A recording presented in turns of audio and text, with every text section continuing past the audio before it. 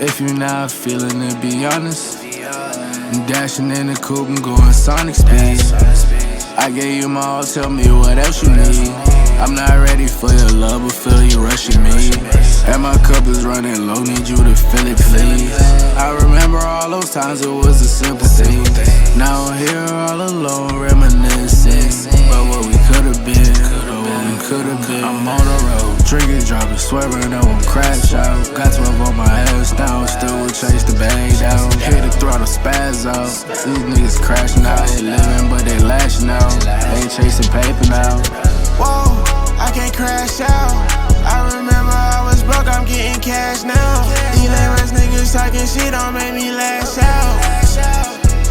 Shit don't make me lash out. Ballin' like I'm Jordan, make it switch. Every time I talk, I'm making hits. Drippin' daily, I feel like the shit. Yeah, I'm going, I can't reminisce. If you're not feeling it, be honest. I'm dashing in the coupe and going sonic speed. I gave you my all, tell me what else you need. I'm not ready for your love, but feel you rushing me. And my cup is running low, need you to fill it, please. I remember all those times it was a simple thing. Now I'm here all alone, reminiscing about what we could've been, If you're not feeling it, be honest. Dashing in the coupe and going sonic speed. I gave you my all, tell me what else you need. I'm not ready for your love, but feel you rushing me.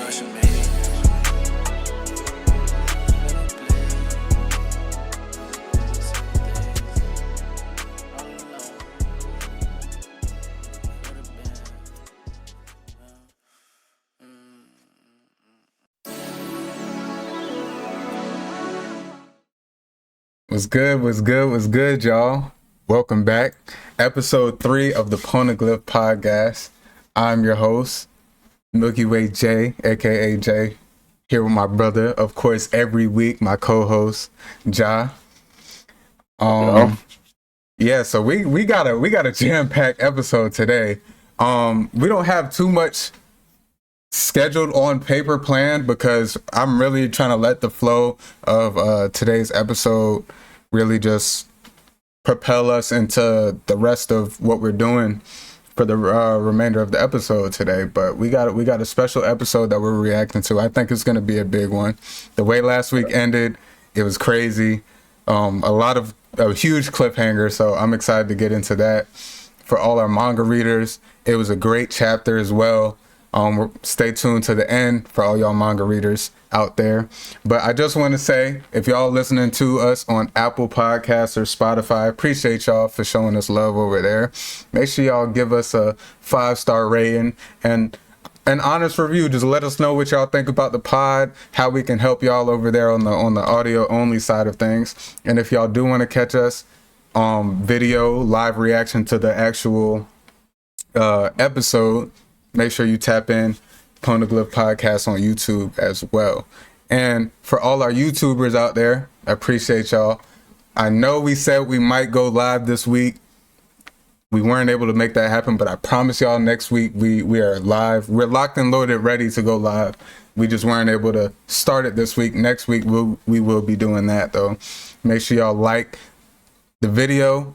If y'all like the video, comment down below how y'all feel about the video. Any parts, timestamp it. Let us know how y'all feel. If y'all got something to call us out about or a point to add, make sure y'all timestamp it. Comment down below and subscribe to the pod. That shows us that we doing the right thing and we locked in. So we excited to keep bringing y'all these awesome episodes and experiencing One Piece and the world of anime together. Ja, how you feel about what we're getting into today? Big reveal today. That cliffhanger at the end of the episode last week was huge. This is all like, I love reading the manga and then just waiting to see it come out. Animated is just always like a big surprise, so I'm thrilled. For sure. Yeah, without further ado, make sure y'all buckled up, get y'all popcorn, y'all snacks, y'all bev. You see Ja eating over there, so Snacking like hell. You feel me? Hey, this is the best place to do it. We We just kicking our feet back, enjoying One Piece and talking about it. So excited to do that. So let's get into this episode. We are on episode 1140. It's crazy how many episodes we done watched this show, but 1140, an admired hero. You can see everything over there, right, Jai? You good? Yeah, everything's All right, up. Yeah. all right, bet. An admired hero, the warrior of liberation who saves Bonnie. And the summary for this episode says Vegapunk reveals the secret he alone has been keeping regarding the pacifistas. Meanwhile, Bonnie, her back against the wall, hears a familiar rhythm. It's the rhythm that her father taught her, along with the legend of the hero he admired. I mean, if that alone don't tell you what to expect, I mean, this is going to be exciting. I don't even really want to yap too much more. Also for all of our YouTube, well, everybody, our audio for the episode is going to be turned down a bit. We're trying to avoid getting hit with all the copyright and everything. We've been doing a pretty good job of it, but we got hit. If you are familiar with the YouTube video from last week, we did get hit with that a little bit. So in order to do that, we did reduce the volume. So if it's hard to hear, it's okay. It's hard to hear. We're just rock with us. We trying to make it work. But yeah, let's get into this episode. I don't really even got. Are you trying to watch this intro again, or should we just get right into it? Let's get into it. All right, let's get right into it.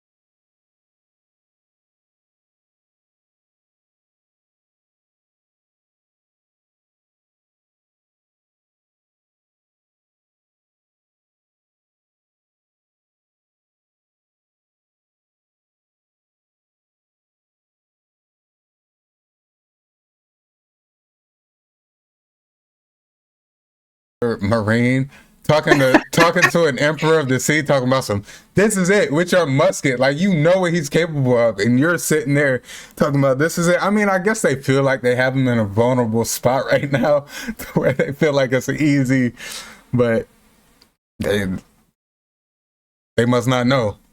They must not know that well about.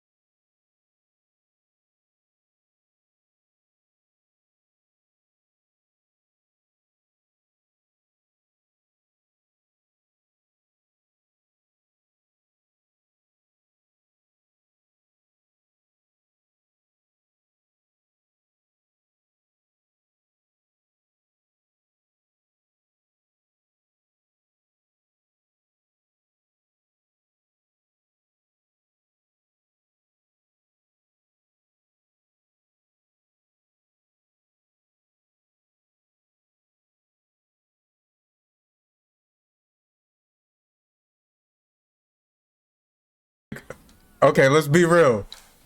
Let's be real. You put away your weapon and you pull out handcuffs. I get their sea prism stone. They're gonna nullify the devil fruit, but you got to get them on them for, like, to do that first. I don't know where their heads at here.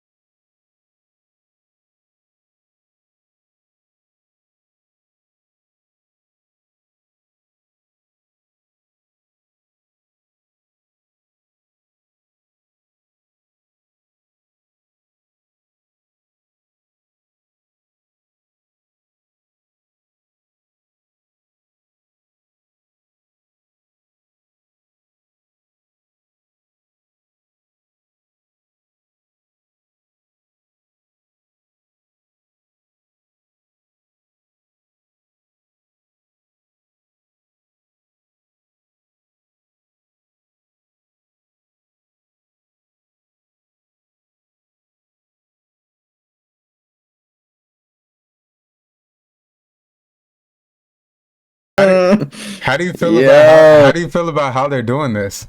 Because in the manga, it's way different. I mean, you Yeah. want to talk about it now, or should we talk about it after? Talk about it after. Okay. They definitely, it's way different. So I like it though. I like they're making it more suspenseful. They're making it No, more yeah. suspenseful. Yeah, let's talk about it after. Let's wait till it's revealed. Yeah. I gotta. Yeah. Okay, let's do it. Yeah, let's wait till it's revealed. Yeah.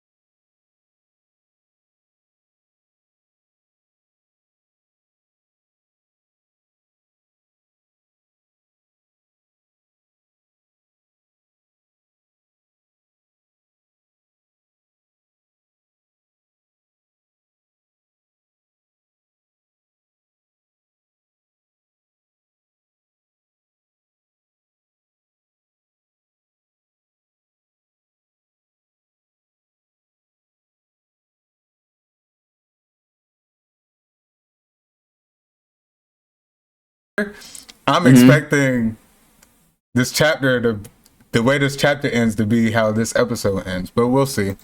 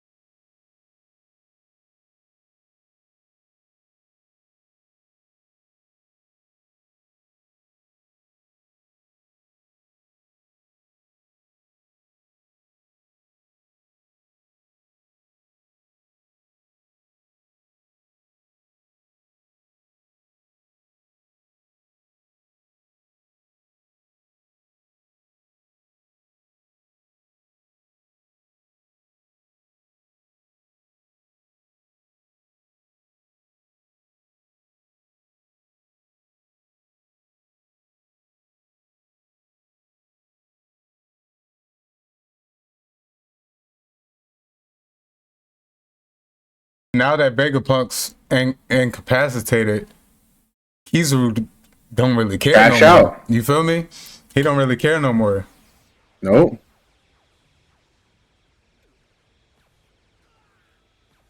Oh man.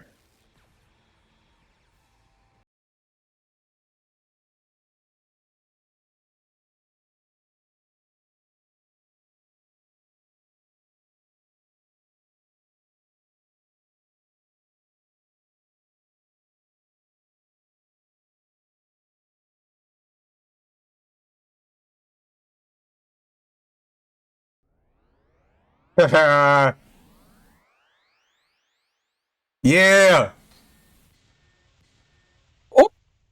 Ooh. Damn. Like, we got to think about 3 that. up.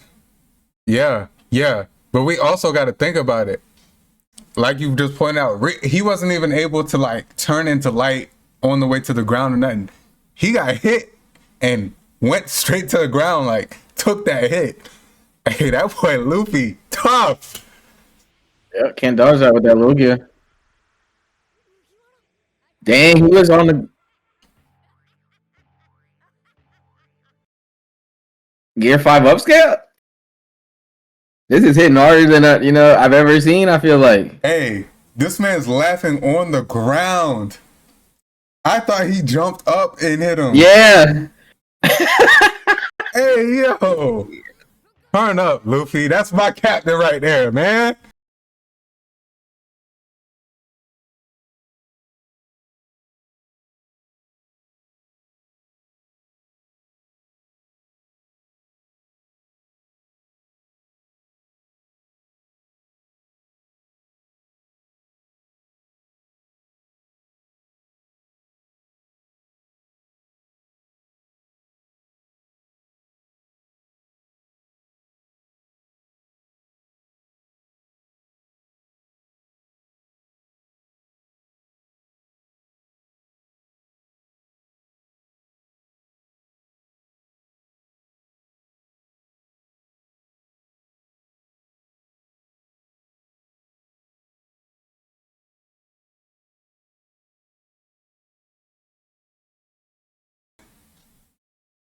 Hit me.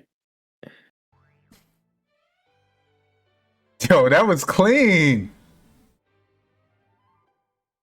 Hey, they in their bag right now. Pacing could be better, but they in their bag right now, man.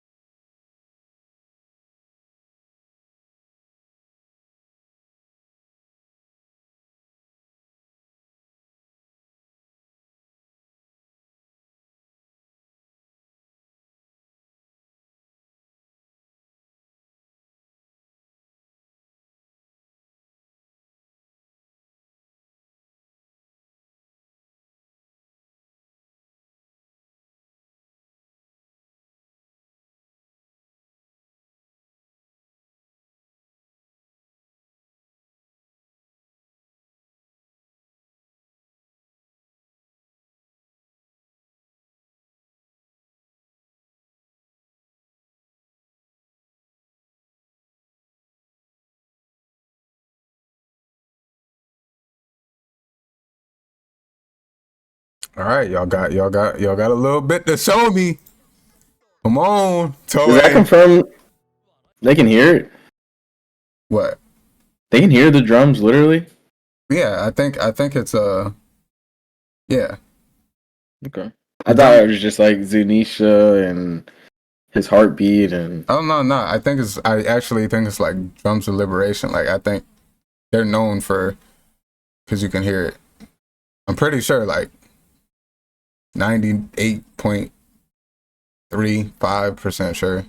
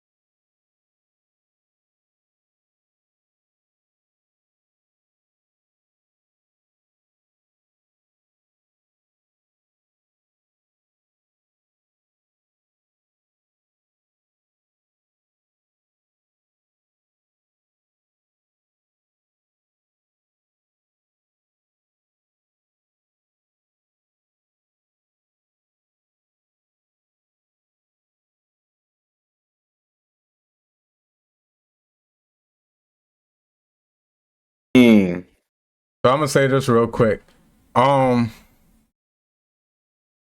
It's up for debate, but they're considering this Egghead, or I mean, really even Wano, but like Wano being the start of the final saga, which is like the last group of like arcs in the show.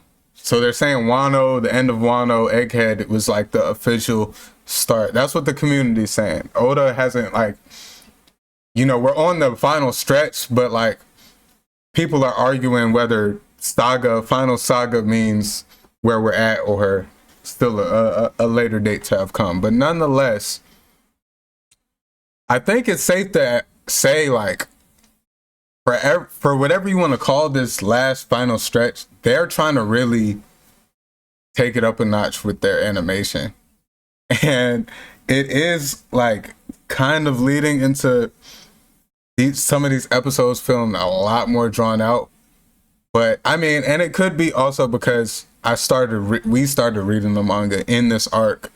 So we're really starting to see how different they're doing it from on paper to on screen. But I feel like I can tell they're taking a lot of time into the animation. Even some of these simple scenes where they're just panning across, you can tell they're really like putting detail into a lot of these things. But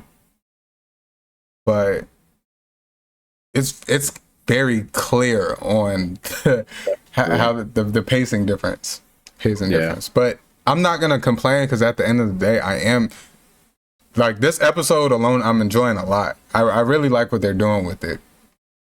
It's just noticeable. It's hard not to point out because and they completely changed how they even structured the events from the manga to the to the anime. But we're almost done. We'll get into that.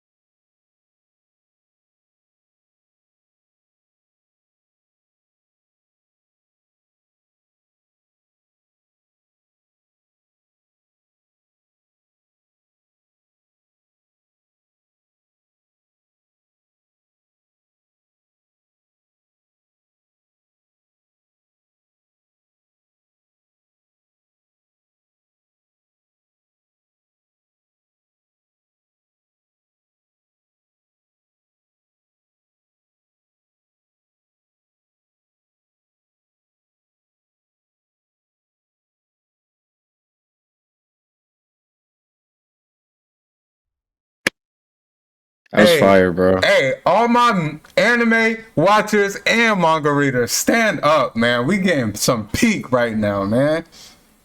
Because That you shit really was can't be fire. mad if you're a manga watcher who just truly enjoy the story.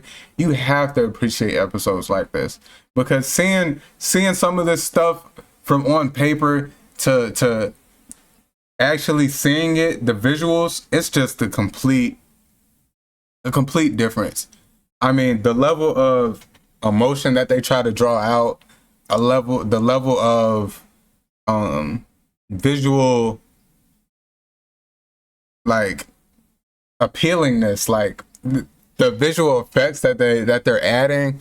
I mean, it because we know we get in a manga. We know what the story is, cut dry. We know what it is. So we really can't do nothing but enjoy like this, just seeing this all come out before our eyes and on the screen. I mean, hey, that was a fire episode. I really enjoyed that one. What'd you think? One of the best, bro. It flowed good. It wasn't identical to the manga, but it flowed good. I feel like the pacing wasn't even too bad. It wasn't. Just seeing all this is like, I don't know. I still get a warm feeling inside, like we're going down the right path, and it's like I don't know. I'm loving it. The smoke thing threw me off and everything, but the animation's not too bad. I love seeing these guys come back into the story. Yeah, that's a big part of it. I do think. 1 second, let me do one thing. But yeah, I think overall, really, really good episode. Like you said, the pacing really wasn't that bad. I did notice, it was more so of the change of how they rolled out the events. Because in the manga, we got Vegapunk himself actually saying that Bonnie has control over the pacifistas. And not the little whisper. Yeah, and not the whisper. Like they made it a little bit more dramatic, like we didn't know what was gonna happen. But when Vegapunk's having that realization last episode, when he's looking at them falling, and he's like, I never, like, this was my worst fear, seeing you killed or taken down by your own father. When he says that, that's kind of in that same moment. We mentioned this last episode, how we expected to hear him say a specific thing. And this is what we were expecting him to say. I really like how they did it, how they just kind of made it like a little bit more suspenseful, with us not really knowing what it was. And then them realizing it last second, transferring that to Atlas, and then getting that to them. I think that made a real good scene. But what else was a big difference from how they structured the episode? I mean, because the chapter pretty much ended the same with Dory and Bragi. It ended with their reveal at the end. So we didn't really know. That was kind of structured the same, manga to anime. Vegapunk gets. We actually see Vegapunk turn around and have that moment where he's kind of frozen there, stuck, before he gets stabbed in the back. In the manga, we just kind of see him look up, and then he gets stabbed in the back. So that was like, to me, that stuck out to me, because I actually noticed him turn around, take a few steps, and like he's looking up thinking, but they show him, turn his back to Saturn. And when Saturn stabbed him, hey, that was that hit. Yeah, that hit. It looks worse. It looked like worse in the anime than it did in the... Yeah. Especially like how long he held him there, and then how he just kind of flung him on the ground, just dropped him. that was like, you kind of, it hits a little bit harder, because we could all admit we like Vegapunk, as a whole, as a community, we like Vegapunk. So that really, I think that hit a little bit, cut a little bit deeper, seeing him impaled like that. I see you looking down at the manga. You notice any other changes that I didn't? Because I'm just going off the top of what I remember from the episode.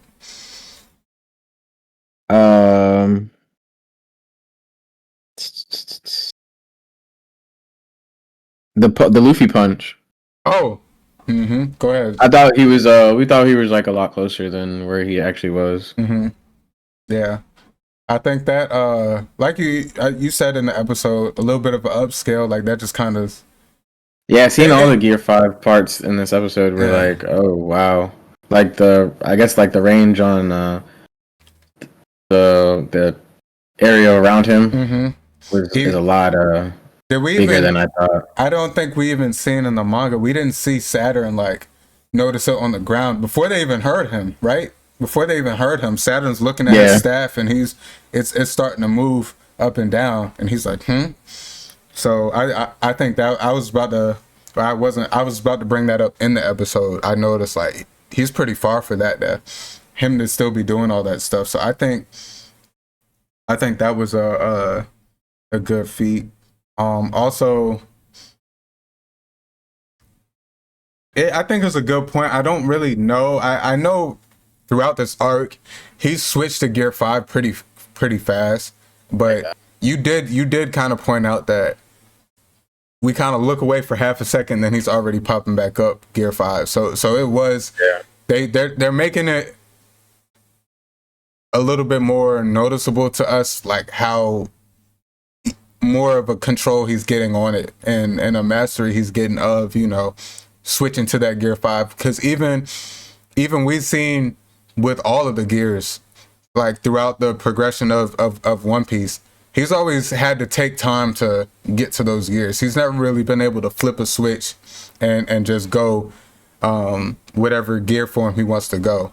So even as he began to master more, I still feel like it was never like an instantaneous, almost like he's just going from regular Luffy to Gear 5 like that. I really think that's a good feat, and shoot, that's going to show his real strength that he's developing. Yeah. So with the ground being influenced by the fruit, we only get we see Saturn looking down, but we don't get the cane and him testing the ground and everything. Right.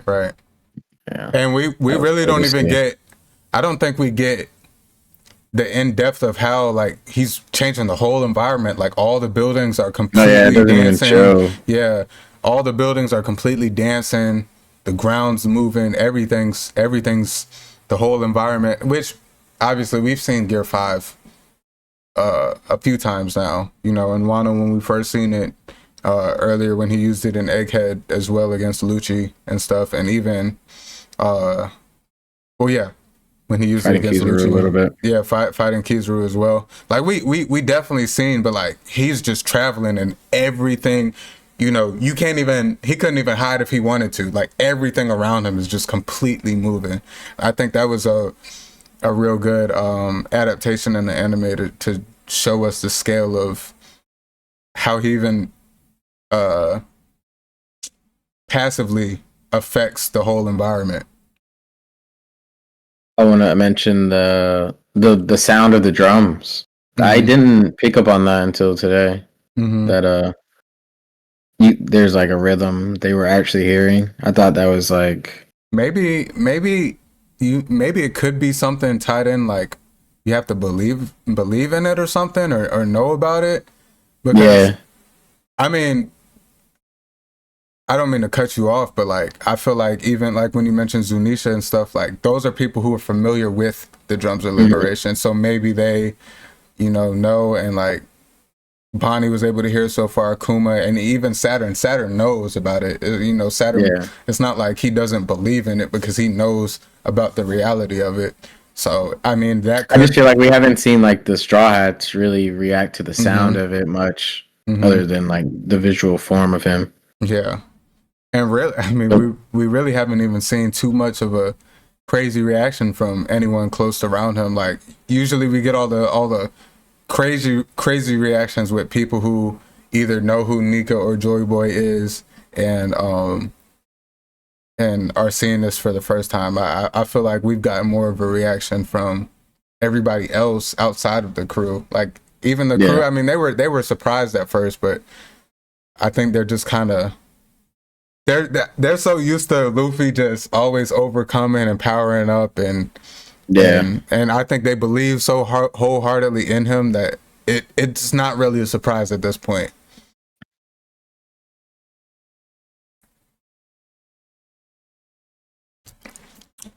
The Iron Giant. No, it was good. It was cool to see him power up. We don't get like a sound, a Met, yeah. We don't get a real good representation of like what he's gonna be like in the manga. Right. That's cool. Yeah, I like that. His eyes turned red whenever he heard the Drums of Liberation. I think that was cool. Yeah.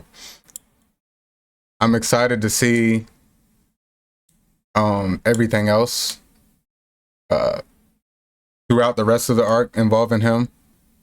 and just really seeing that on animation, because you can tell they're going hard. So I really have some high hopes for everything from here on out. We got some manga readers, y'all know what's in store. We got some really good stuff in just the remainder of Egghead and ongoing into the next arc too. We have a lot of good stuff that has high expectations for animation.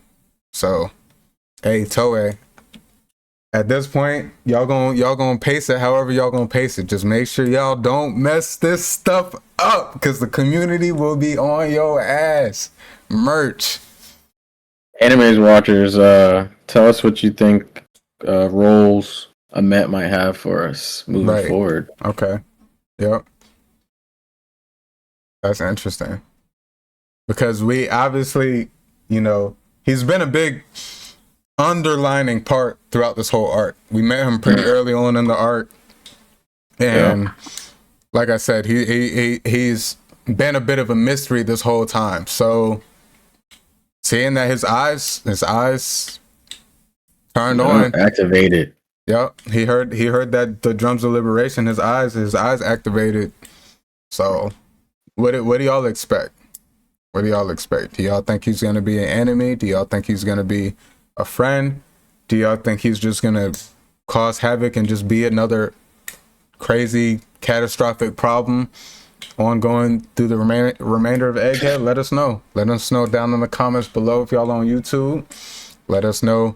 Shoot, write a review and be like on the audio and be like, dude, I think it's this, I think it's that. Y'all let us know. Yeah, fact. Any final thoughts? What else you got? Any final thoughts for the entrance episode? of Dorian Broggy, bro, that was top. That was probably one of the top entrances of any two characters. We haven't seen him in so long. Yeah, honestly, as a community, they've just been fighting. So we wanted them to really get busy. We've wanted them to really have a role in the story. So finally seeing them pull up and the way they do it. Yeah, they really put on a show for them. I can't lie. They did their thing with them. Mm-hmm. Yeah, I'm excited to see their role in everything moving forward throughout the rest of Egghead. And hey, I'm not even gonna say nothing. I was gonna say something, but I'm not even gonna say it. But yeah, I love their entrance. That was probably my favorite thing about this arc. This episode. Mm-hmm. All right, so we didn't really get a chance to fully make a decision prior to the episode. We kind of got distracted. Yeah. But on our ranking system, so we're gonna do a 5. It's gonna be out of 5, and I guess I'm gonna throw this out here. You let me know what you think, or if you got any changes. This is an idea. I kind of touched on this like a while ago, but we can kind of just rank them on positions in the world of One Piece. So 5 being the lowest, 5 being 1. If the episode's bad, we can just say that's a Marine soldier. 2, step above them, we can maybe say a vice captain. 3, I'm thinking maybe we say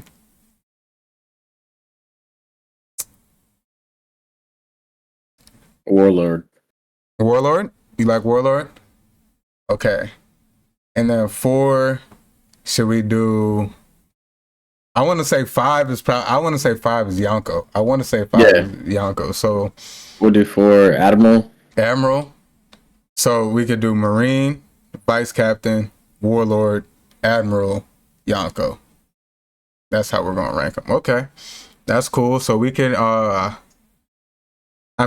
and if we want to get specific, like say we want to say it's like Yonko's gonna be Yonko. So Yonko's just top tier episode fire. All right. But if we gotta like say it's an admiral, but say we like admiral, we you know, Akainu could be the most, you know, the highest rated admiral. So like if we going out of, say the admirals are like in the 80s, we can say Akainu is closer to like 88, 89, you know, high 80s. Yeah. Whereas if we even say, I don't know, who's the weakest admiral? Kizaru. Damn, my dog, Kizaru. And Kizaru's gonna be like an 80, or 80, 81, 82. You know, we'll kind of go like that. So we can make it if we have to. But honestly, that one was a Yonko level episode for me. I don't even gotta break much Yonko down. for sure. Yonko episode. Y'all let us know down in the comments, down in the reviews. That so just to make it clear for y'all, for all the Poneglyph podcast listeners out there, for going on to the future. Marine soldier, vice captain, warlord, admiral, Yonko. That's our ranking system, 1 to 5. 1 being the lowest, Marine being the lowest, Yonko being the highest. So that we invite all y'all, all the listeners to tap in, let us know. I mean, really, if we rank anything in throughout the episode of the podcast or any future episodes, we'll use, that's gonna be our PNG method. We gonna make that our ranking system. So facts for the episodes and stuff. Y'all let us know y'all feedback, and if y'all agree, disagree, let us know who down in the comments below. Even if y'all have any ideas to change it, we'll take them into consideration if we think they're better. But facts. That's the point of a community, right? So we all talk about it. Y'all let us know, and we'll go on from there. But that was definitely a Yonko level episode, Yonko tier episode. Glad we're back to the Yonko levels, because I feel like the last one was definitely good. It might have been an admiral level for sure for me, but the one before that, shoot, might be a vice captain. Might be a vice captain. I'm glad to be back to the current timeline and you know, just back with the guys. Oh yeah, definitely, and everything. Definitely. I've been waiting for this really since we seen Saturn appear. Yeah. So yeah, I'm excited. Y'all let us know any predictions for what's going to go on in the future. But yeah, those that's our thoughts on episode 1140 of One Piece. That was a good one, man. I enjoyed that. All right. Episode 1140, an admired hero, the warrior of liberation who saves Bonnie. Man, they got some stuff they about to get that was a good ass episode. For sure. But all right, now let's transition into our next segment, Davy Back Drafts, where we talk about anything lore theories, and we just dive a little bit deeper into the world of One Piece. So this segment, we letting you take the steering wheel. So what you got for us? No, not much. I want to talk about like this episode and like why it mattered so much. Okay, and don't feel like if you don't got much, it's cool. We got a lot we could talk about in the manga, so yeah, you know, definitely. I don't have too much either, just because I do want to get into that as well later. So, all right, so start off like the impact of like Dorian Broggy pulling up, like the like emotional background they have with them and everything. From like way back when, and they became friends, and you hadn't seen them for damn near the whole show and everything. If I remember correctly, it's been a while since I've seen it. I'm rewatching, y'all. I'm still early on. I'm still very early on, but I'm pretty sure Dorian Broggy, they were the inspiration behind Usopp's dream, correct? Yeah. Facts. So I definitely feel like that's It plays a big role. You know, they definitely were two of the characters that we seen actually have a good connection and stuff. And like we said, it's been a while since we've seen them, so it's real cool to see them pulling up and seeing that they're, you know, they read the newspaper, they see what's going on. Because y'all know, if y'all don't remember, a while ago we got the episode where Vivi and I forget the news Morgan. guy, what's his name, Morgan. they were on the news air balloon or airship, and they were trying to discuss and debate how they should spin the story of the Straw Hats on Egghead Island. So the fact that Dory and Bragi got the news, and was able to pull up, I mean, that's huge. That's, no pun intended. That's fire though. That's Luffy got some real strong people in his corner though. Yeah, that's what I'm rolling into. Yeah. Like, not only emotionally, but now like strategically, they have them like moving forward. You know, this is like a best. You know, this is an alliance now, so it's like they have them in the arsenal. Then they're gonna be around each other. Their willingness to like go help them in a time like this just shows all the more like the direction the show's kind of going in. Yeah, and two things real quick to add on to that.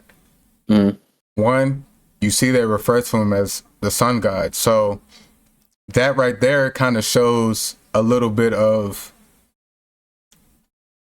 maybe a little bit more motivation on why they would do that and what that means to their alliance.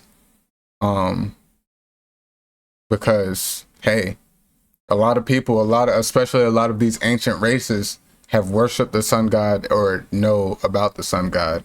And the giants, we know they're an ancient race. We know they've had a long impact on the history of the One Piece world. But yeah, I just feel like that was a big, him saying that specifically just goes to show a little bit more, because I feel like it adds a little bit of a deeper tie to it as a whole. But also, you pointed out strategically how much Dory and Bragi come in adds the pacifistas as well. I mean, the tides have completely turned. You got to think, Egghead's under a buster call. Luffy's incapacitated. All the pacifistas are about to finish off Kuma and Bonnie falling from the sky. I mean, Kizaru just completely knocked out, their last bit of hope to try and have escape.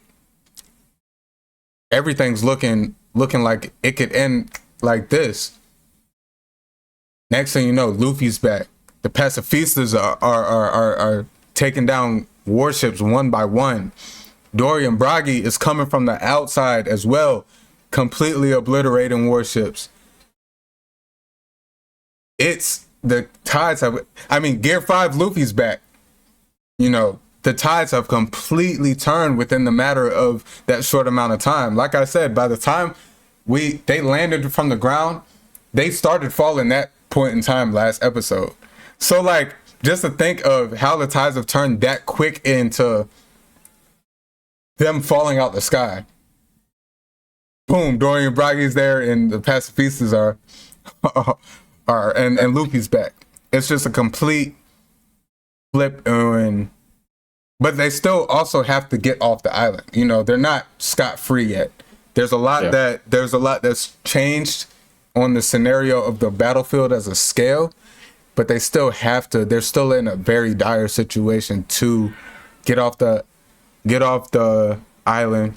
Not only do they have to get off the island, now Vegapunks just got stabbed. Well, not just stabbed, like completely impaled by Saturn's foot. Kuma's still, he's not fully there. He's just protecting Bonnie, but it's not like he can go help them or have an active. He's more of a burden right now in his state. So they still have a lot going against them. But like you said, the strategy change that now Dorian Bragi's there, the pacifistas are on their side. There's a lot, to unravel in these next few episodes. Yeah, for sure. I want to tie in this episode was like a clear representation of like where everybody's morals were lying. Like Kizaru, as soon as Vegapunk got stabbed and was out of commission, you seen Kizaru instantly snap and like show no sympathy towards like the Straw Hats anymore. Or even to Bonnie and Kuma, he was about to cut them in half. Them too. Mm-hmm. That's that big moral point there. With Luffy, symbolism, like coming in there to stop Kizaru right then and there. He's like, the Liberator is like here, and he's like, liberating literally Bonnie and Kuma in that exact moment, like as he gets revealed to her as, the Sun God. This is who my dad was waiting to come and everything, Whole time it was Straw Hat. Yeah. We still see a lot of internal confliction in Kizaru.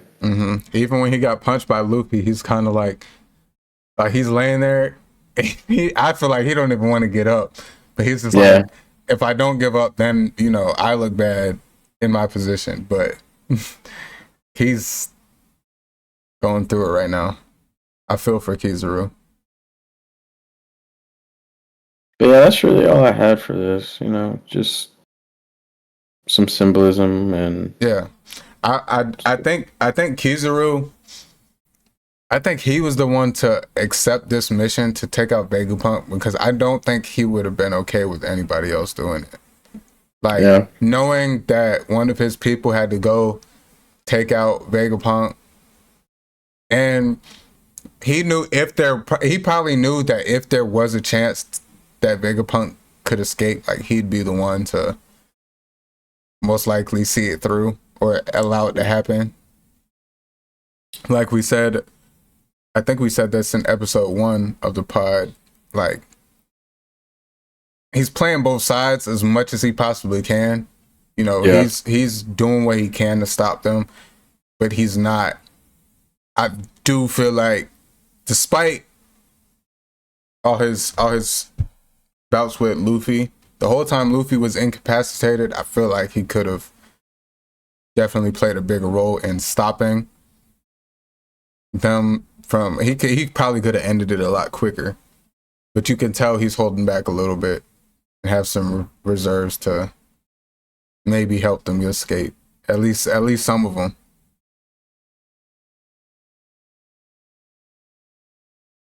I mean, that got to be tough for him. Sentomaru, Vegapunk, Kuma, and Bonnie. Like he has to. His whole like backstory. Yeah. It's all. Upbringing. Yeah, it's all like he's pretty much, all of them are enemies at this point, and really Sentomaru only because he was having the same confliction and he just chose to rock with Vegapunk. He's just like, I can't do it. Yeah. So I think that hurt Kizaru even more, because Kizaru's like, I feel you, but we have to. And but he plays a higher role in there, chain of command and everything too. And Sentomaru was actually like stationed to be continuously with them and stuff, and around Vegapunk and all that. So, but yeah, Giants defense team. But yeah, I definitely think that was a good episode. Good symbolism as well. Excited to see how this really changes, with the revelation to Bonnie that this is the sun god Nika and stuff. Yeah. This is who, because clearly that was a big, huge role in her life. And now, I mean, she kind of looked at Luffy as some sort of rival in the worst generation. So now seeing that this is who he is, interesting to think about. But yeah, any other points you want to have for this little segment? That's really all I had for today. Okay, all right, that's cool. We were also a little bit prepared to have another segment in here as well that we aren't getting this week, but it's all good. It's all good. We are still locked and loaded to roll. Let's see. We can move into our next segment then. I got a few things I want to talk about. Let me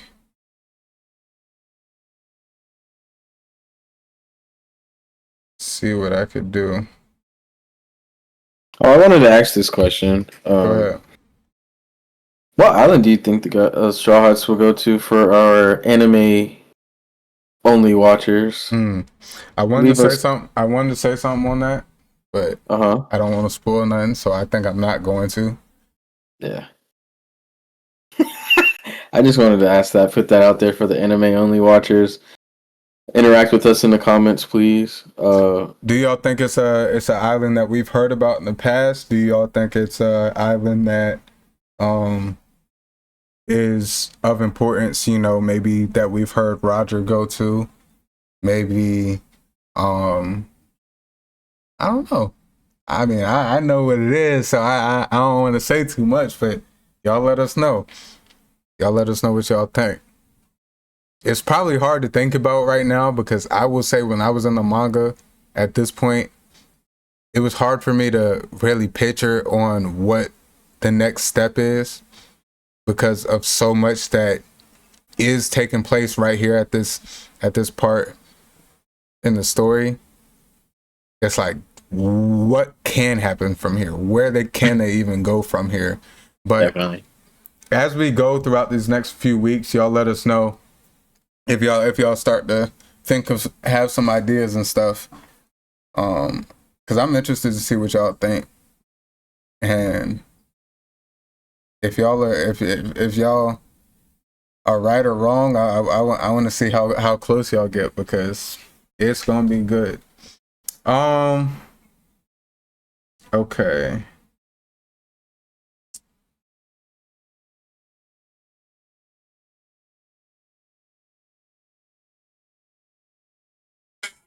Just some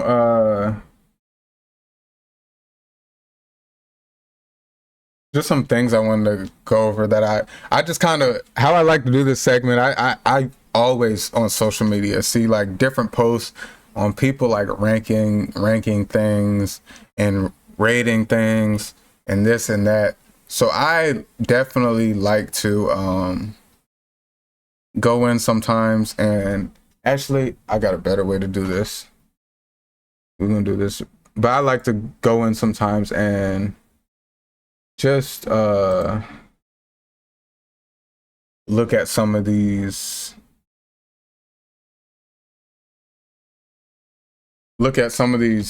posts that the community is talking about and how they rank. And let me just go into this one.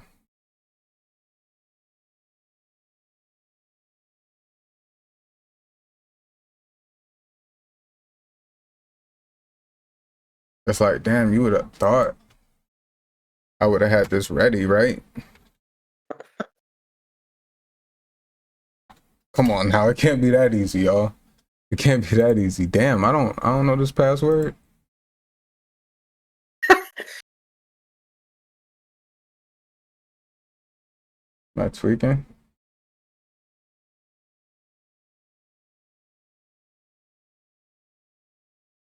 Isn't that the password? What are you trying to log into? Oh, you can't see it? I clicked out of it. Instagram.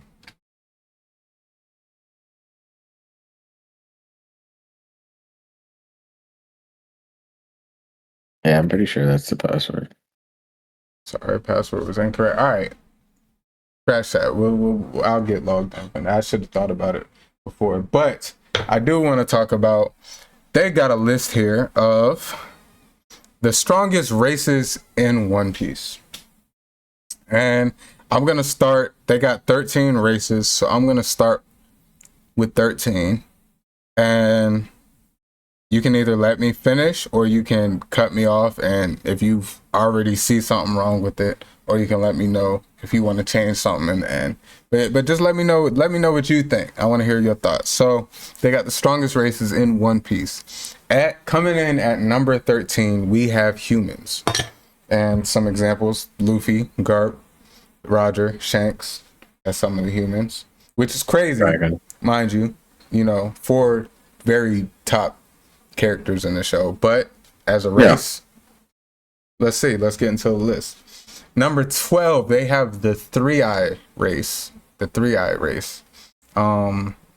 What's her name? Pudding. Yep. The race that she was from. Then number 11, they have the long arm / long leg race, which is like they were Big Mom's children. Some of Big Mom's children. What's his name? Cracker. I forget some of their names off the top. No, yeah. But they were all children of Big Moms. The Shandias, I forget the names of. Do you remember the names of the Shandias? I'm trying to think of his name.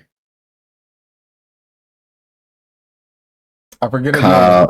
Kyle. It definitely starts with a K.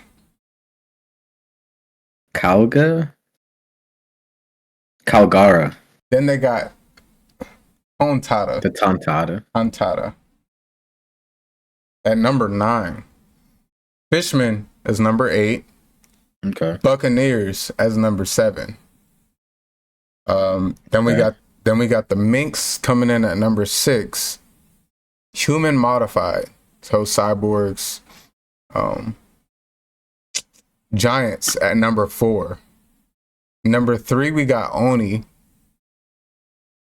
Number 2 we got ancient giants. So they have those separate. Mm-hmm. And then at number 1 we got Lunarians. How you feel about that? I think that Lunarian's probably my favorite race in the show. Even though we only see one of them. Yeah. I think they're the coolest. Mm-hmm. But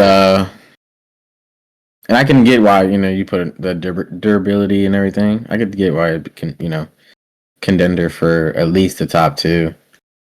I think humans should be higher.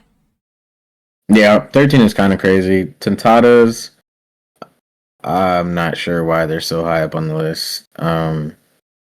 The long leg tribe, that's kind of up there too. I mean, even Buccaneers, these examples, they only have Kuma and Newgate as the 2 Buccaneers. I mean, it's confirmed. Whitebeard's you said Blackbeard. I'm tripping. Whitebeard. Whitebeard is a Buccaneer. I'm going off. That's what the post said. I'm going off of this post. I'm reacting to the post. Okay. They're saying Whitebeard is a Buccaneer. I don't really know. I don't think any of that's like truly confirmed. We've only heard Kuma be referred to as a Buccaneer in the show. Buccaneer boy. So I feel like humans. I mean, I guess I can see why they're 13 because as a whole, there's a lot of regular humans. Yeah. But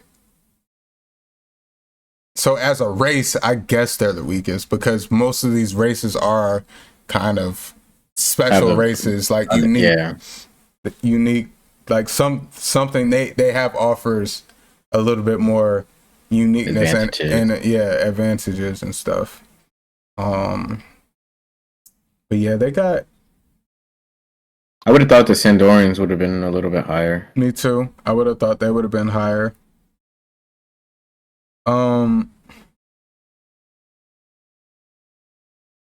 So what are we classifying as a Oni again? Is that like a Kaido? Well, yeah. It's they got Kaido and Yamato as the, but like what's the ancient blood human, I believe. with the ancient blood of a giant, right?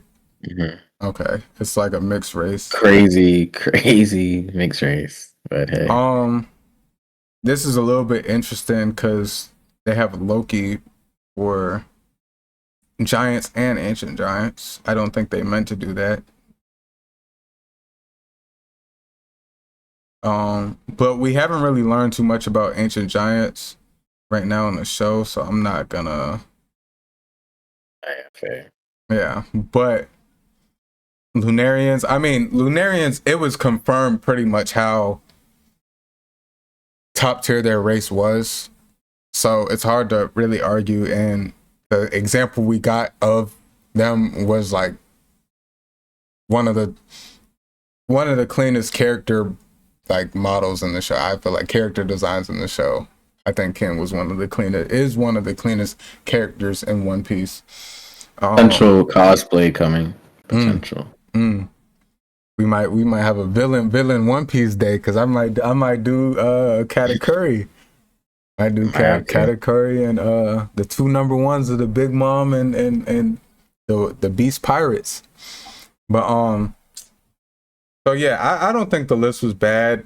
I mean, I guess humans as a whole, I can see why they're so far below, but it's like all of these other examples, they kind of use like one or two people, and then the humans they use four of the strongest characters in the show: Luffy, Garp,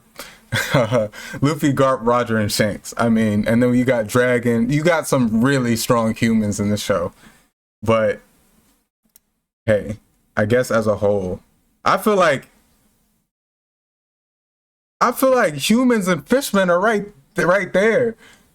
Yeah. Fishmen got a bunch of like regular people that aren't like strong or anything. Little guppies. I guess they have more advantage of a human because they could breathe in water and in air, like on land. I guess that's an advantage. But like besides that, they're just regular fishmen. They're just like people. And I feel like the top fishmen don't even come close to the top humans. But hey, it's not my list. I just wanted, if y'all have any thoughts down below, let me know. Another post that I have that intrigued me. So potential what ifs on One Piece that we may or may not get, and what you may think of if we do or don't get them, or if they're even believable. So the first one, I got 6 examples here. So the first one is Nami is a princess of some royal blood somewhere. Yeah. I can see that. I can see that. For sure. This other one, this has been a theory for a really long time now. Blackbeard has 3 souls. What you think about that? Potential. I'm leaning less towards it. Yeah. Now, but for a minute there, I was like, it's still. It was believable. Very credible. Yeah. I feel like a little bit more of what we're learning about in the manga too. It doesn't all directly tie into Blackbeard whatsoever, but I feel like I'm kind of just getting more of the vibes that this isn't the case, and there's a little bit. It's something else. Kobe is a D-Clan member. I don't think so. You don't think so? No. It would make. I don't have some sense to it. Would it though? I just rewatched where they met Kobe, and I don't really feel like. Yeah. I feel like that was just a random occurrence. Yeah. And if it like wasn't for Luffy, then. But we also don't know much of Kobe's origin and stuff. So, with that being said, I feel like we can. Well, I mean, he was like what? He was like 5, 6 when Luffy first found him. So, like, what is his? But yeah, we don't really know much of his lineage or anything. So, and especially with the way Oda likes to have big connections, Kobe's. Oh shoot. Hey, I think, I'm not 100% sure, but you know who also I think has pink hair? Yeah, I've been meaning to talk to you about that. Can't lie. It's been slipping my mind, but I've been meaning to. We just don't know much about him, so it's like I don't really know how much I should even say because he's not even really brought up too much in the anime. So I'm not. Yeah. I'm not. we see him later, so we could talk about it later in the episode. Yeah. But that just hit me as I'm sitting here. That threw me off a little bit. Kushiro is evil. Kushiro. That's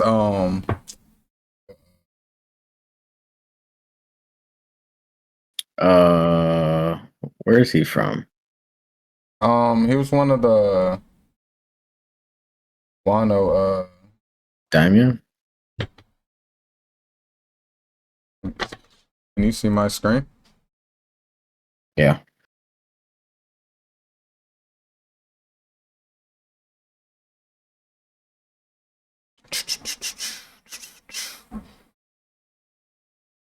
Distant relative to Zoro. Okay. What about him again? He's evil? Yeah, they just have that. They think he's gonna be evil, gonna turn out being evil. I can get down with it.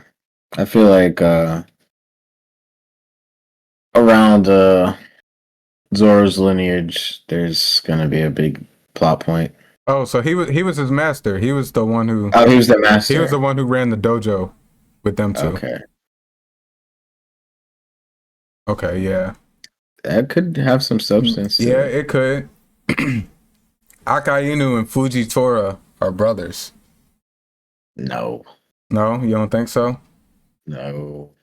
They have a resemblance in skin tone. They both have the facial scars. That kind of no. Nah. Okay.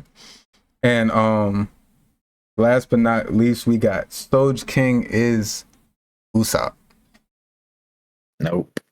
No way. Two different characters. Hell no, two different characters. Usopp a bitch, man. Sniper King is him. King is him. Sniper King got that dog in him. Against the world government. And last but not least, this is the last thing I want to talk about. And let me know your thoughts.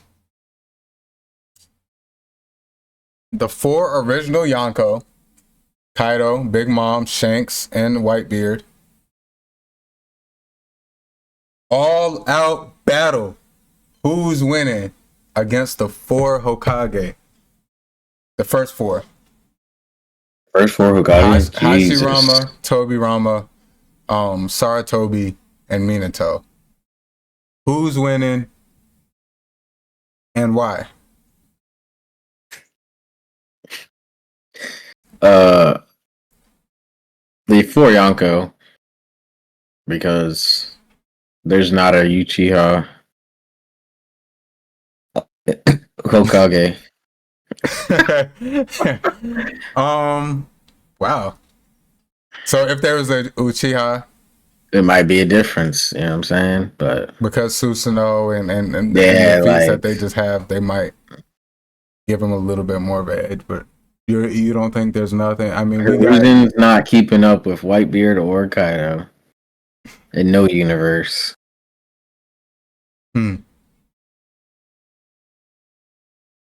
Big Mom. Do we have to tie Big Mom in here? Big Mom is smacking. It's too much. The Yonko are too tanky. Yeah. Because I feel like even if we're even in their power level, let's just say they have a little bit of a even power level, which I really feel like the Yonko just have that much more power than the Hokage. But like, let's even their power level. I still feel like the Yonko are just a little bit too durable for, like, they could be slugging it out. It's hard for the Hokage. I feel like the Hokage tire out first. I mean, Shanks can quite literally see the future of where Minato would be teleporting and shut him down. Mm.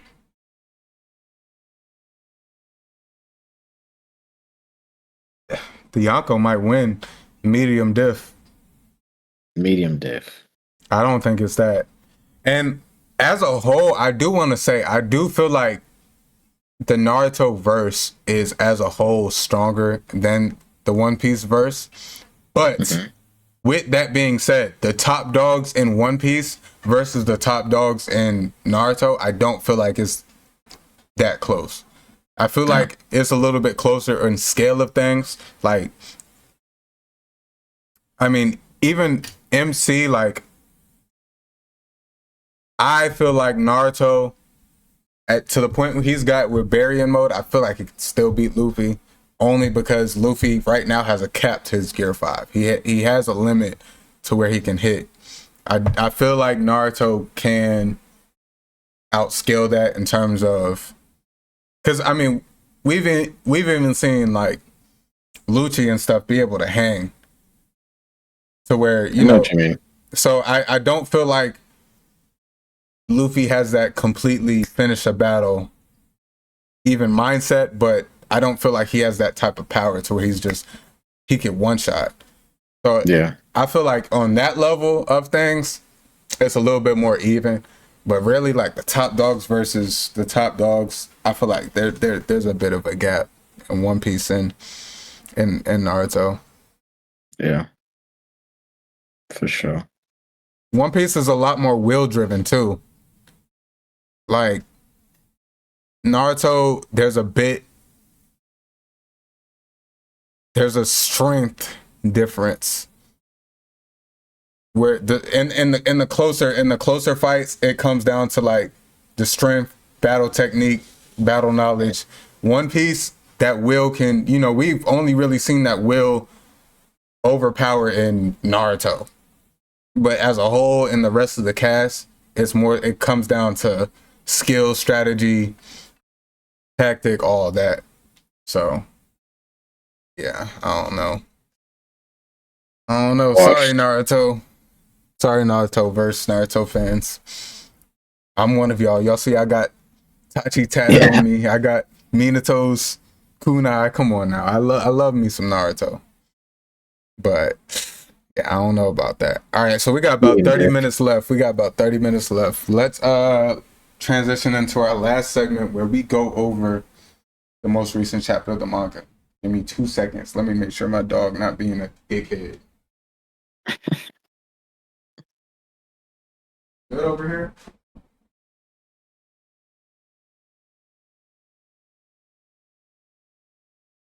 Bet.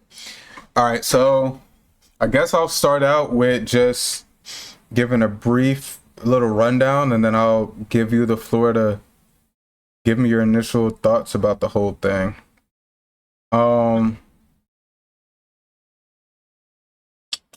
So for those of y'all who have been paying attention to the cover page, the cover art, we're back in Wano with it, and we finally, because we've gotten, there was a few weeks in a row where we were getting Yamato cover arts, and going week to week. Yeah, and they dropped off for a couple weeks now. We've been waiting to see Yamato again. So we see Yamato in Momonosuke, adult Momonosuke, and it says Ogre Child Yamato's Golden Harvest Surrogate Pilgrimage, Volume 2. I want to travel throughout Wano like Oden did. I mean, we know Yamato's admiration of Oden. He even called himself Oden, you know, when we met her. So she's always loved and admired Oden and all that. So oh wait, I'm definitely reading the wrong chapter.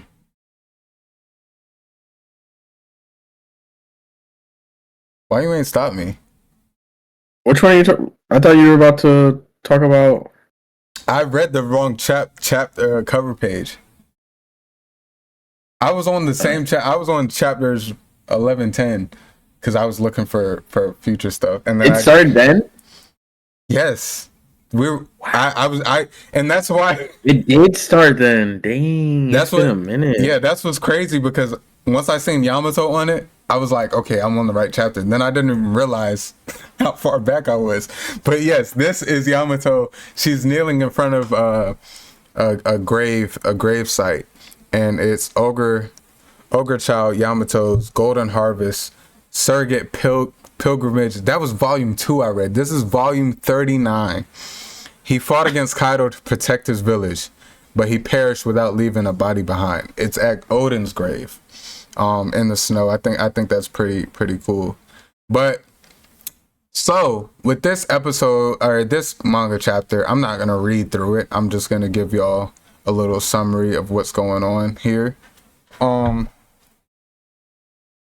first off, anime only watchers, appreciate y'all, love y'all. Skip to the end. We're gonna have it timestamped, so skip to the end if y'all want to catch the outro and everything wrapping up the episode. But if not, appreciate y'all for tapping in. Until next week, we had a great episode. I'm excited, and hey, catch up on the manga so y'all can tap into this part of the pod. But let's get back into it. Whose grave did you say it was at? Huh?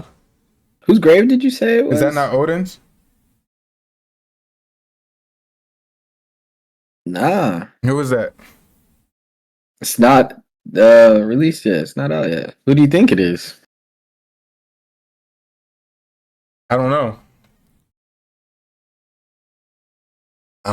I just assumed Odin wasn't born in Ringo. You said what? Odin wasn't born in Ringo.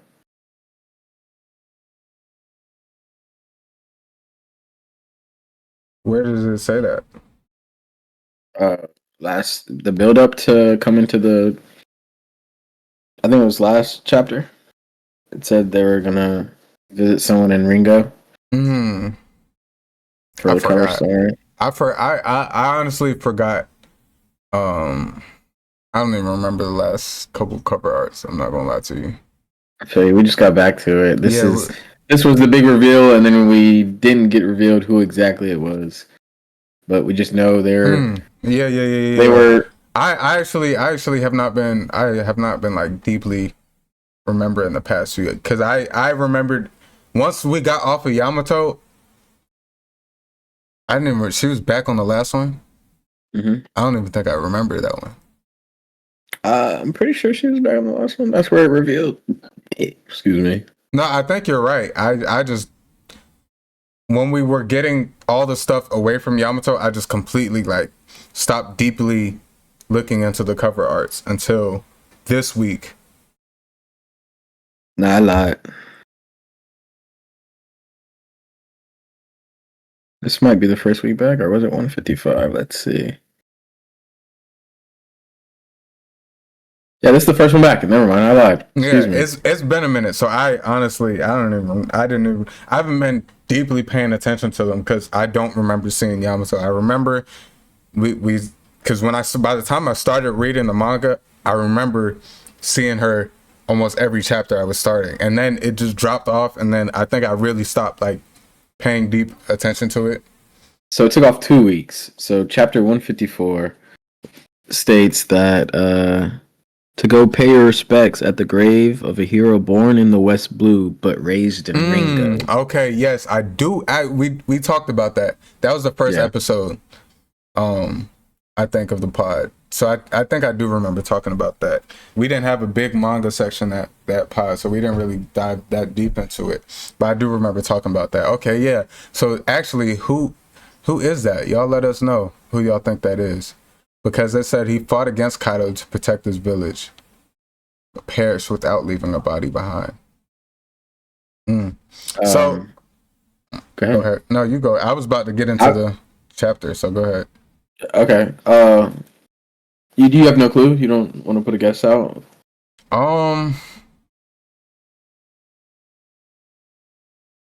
It's where it is throwing me off. I'm like, I don't know who my guess. I don't know. So the biggest I guess you could say the biggest how would I say that. Who it could be, whatever. Yeah. Ushimaru, the blue. Hero. Remember the dude? She was locked up in the cave with as a child. The swordsman. Yeah. Who broke out. He was the daimyo of Ringo. But it's not confirmed where he was born at. Right. Oh, okay. That's interesting. So that's where some people were thinking. And then some people were thinking character designs like Shiki and Silver Axe, they're kind of Wano based. Oh, yeah. Wise. So people were suspecting it to be Silver Axe based off the stick in the ground could be a possible axe hammer or axe handle. But that's all I got for that. Just okay. Speculation right now. Interesting. Y'all let us know who y'all think that could be. All right, so we open up the chapter with the Rocks Pirates. They are currently at the Basel International Charity Sanctuary, and they robbing that joint. They grabbing everything, and listen to what I said. It's a charity sanctuary, but it's the Rocks Pirates, so they're getting all the loot, and they're dipping. Kaido, who is that? Kaido, and we actually find out, and we're confirmed on what's his name. I don't want to butcher the name.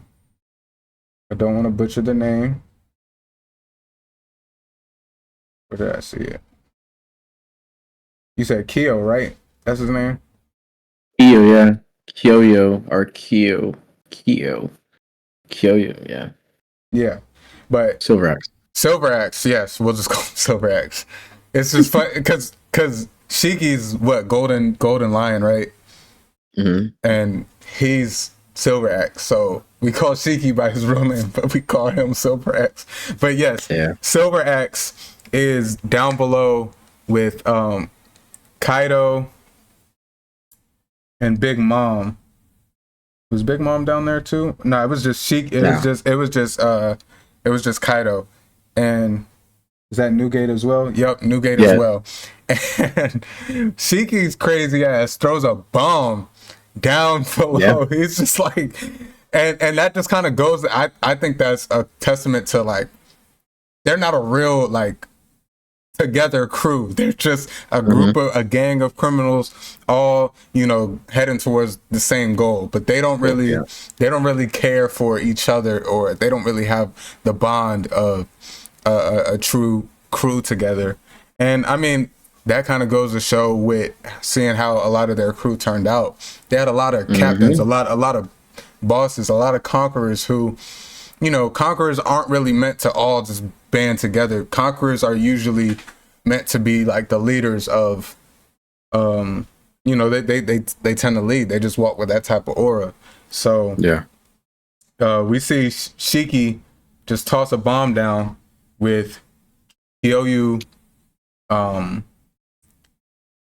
Whitebeard, who was Newgate at the time, and Kaido, who didn't have no devil fruit. Obviously, they're strong. That little bomb didn't kill them.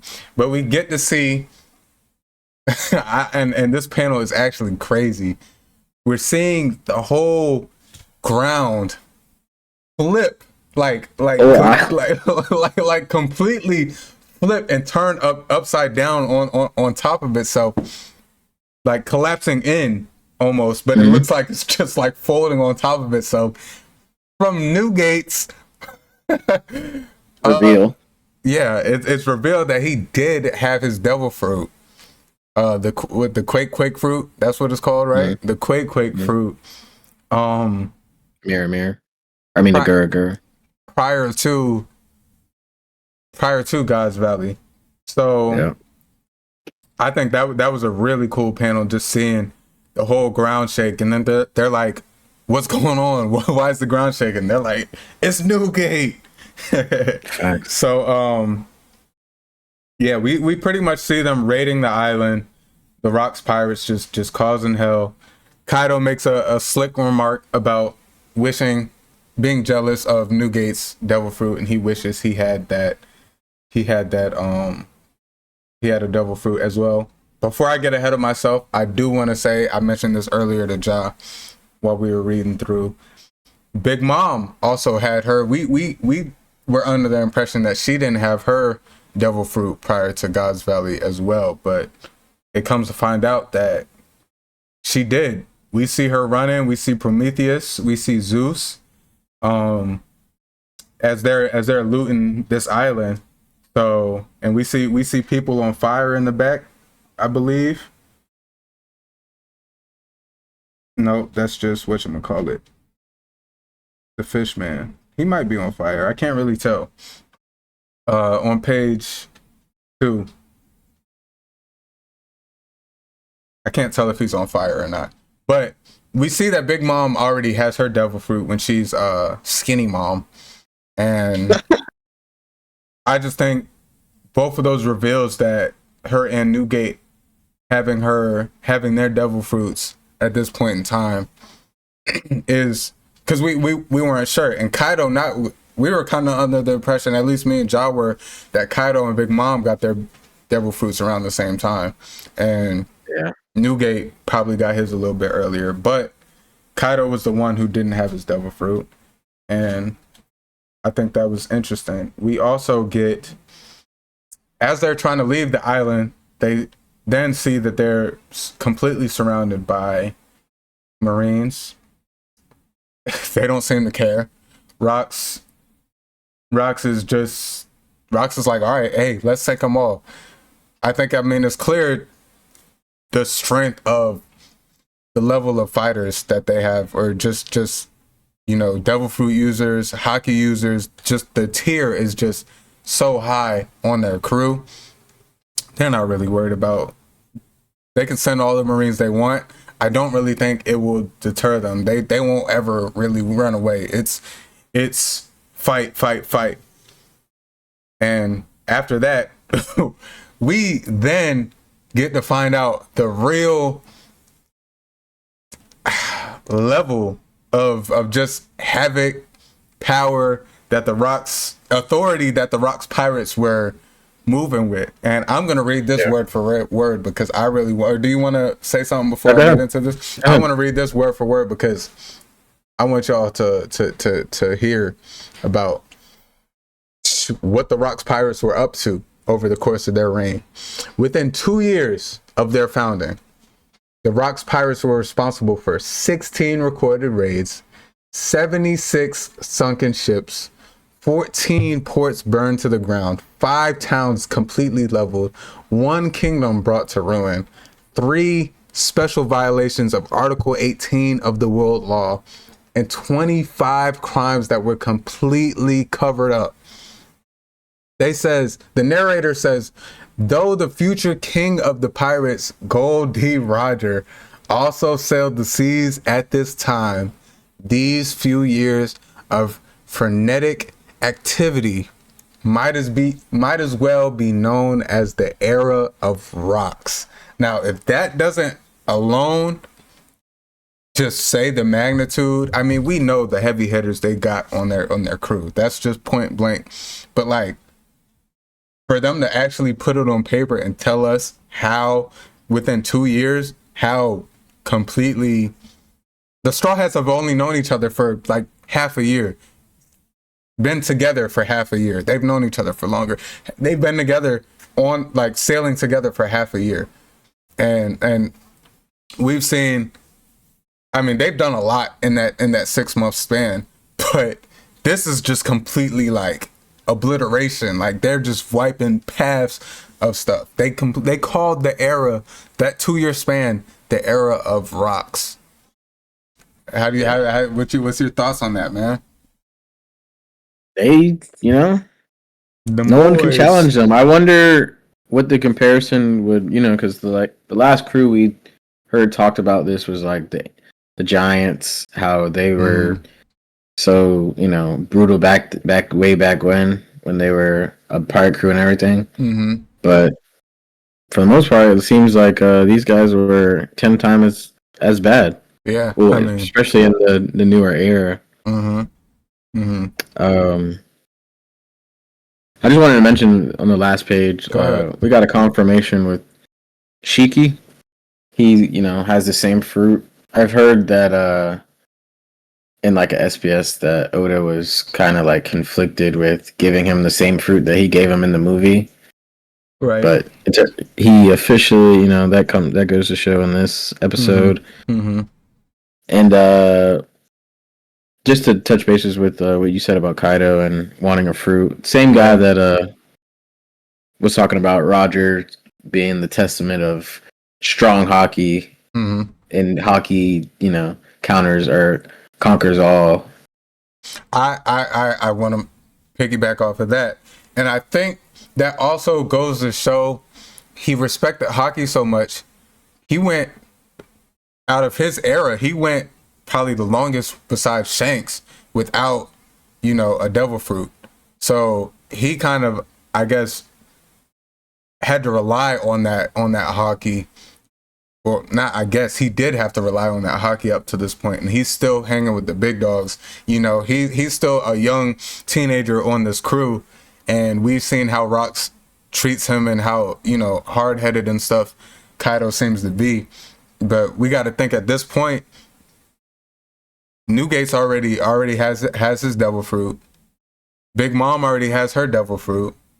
I mean, those are the big dogs besides Shanks in that era, and him and Shanks are around the same point in time and age and stuff. So it's a testament that he's hanging with these big dogs, doing all this stuff before he got his fruit. The Kaido that we saw, with his OP fruit and all that, he learned how to use that hockey prior, like way. I want to say he was able to master it a little bit better than everybody else because he had no devil fruit to rely on for the longest. And I think that's kind of why, despite being a devil fruit user, he let us know, like I said before, hockey above all. So I think that's kind of, he had to realize that. He realized that first before getting the devil fruit.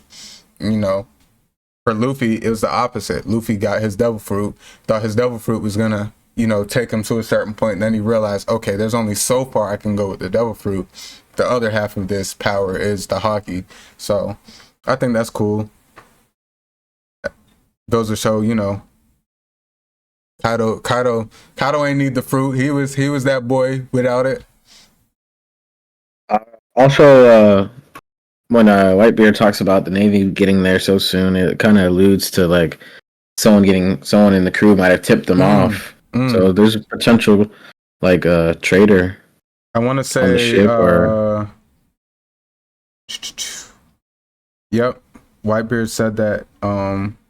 He just asked where they tipped off, and we don't really get much after that regarding that. But it does go to show, because I mean, we see, like I said, they're a crew of criminals. They have the same goal, but at the same time, they're gonna think of themselves. When push comes to shove, they're gonna think of themselves. So it does, when you get groups like this, it's easier for someone to turn their back. It's easier for someone to do something sneaky behind the back of the others, because there's no true loyalty or love or bond in the group. Whereas Luffy's crew on the opposite end, or even we can compare to at this age and time, Roger's crew, the people we've met from Roger's crew, we know for a fact, even they're all falling in love with Shaki and stuff. They're not, it ain't no tension because of that. Shaki even pays more attention to Rayleigh, the right hand, and Roger don't care. Roger's still just gonna fall head over heels for Shaki, and that's it. But it was no, they were real brothers. I think that goes to show it could potentially hint that maybe there was someone underlining underlying and doing something sneaky on the Rock's crew. It makes sense because hey, they don't really owe each other that loyalty. They don't owe each other that bond. If you think there was a rat in the crew, who would you say it was? Who I would say it was?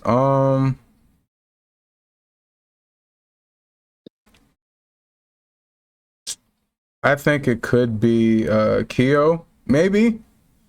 Just because we recently seen him pull up. And New member. Yeah, Out of nowhere, kind of. New member out of nowhere. He's an opposition of, he's a rival of Shiki, who's the right hand. So it's kind of like, we were asking when he pulled up, they didn't make it clear. He pulled up to Pirate Island. They didn't really make it clear on why he pulled up. That was a speculation. We were like, is he joining the crew? Is he going to stand off with Shiki about something? What was going on? All of a sudden we find out this chapter he's on the crew. And so I kind of, if there was someone, I can point my finger to him.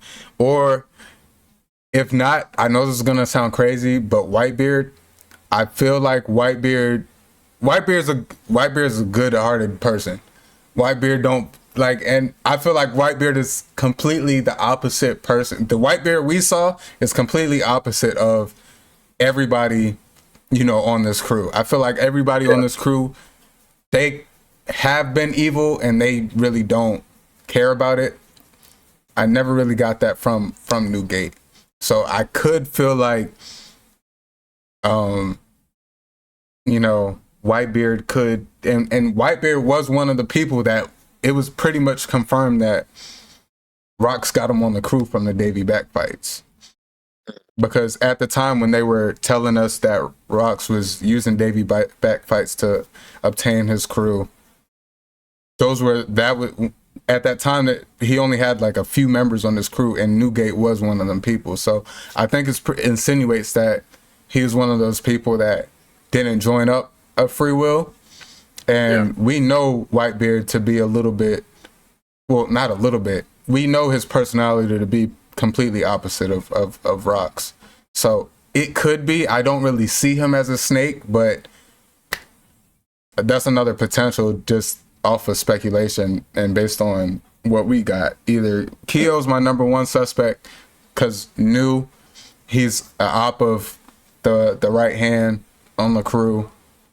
Whitebeard because he has different morals and he may not shoot. We've seen the havoc that they've been wrecking. I mean, Whitebeard might be sick of like seeing all these innocent people get, become victim to Rox and the crew.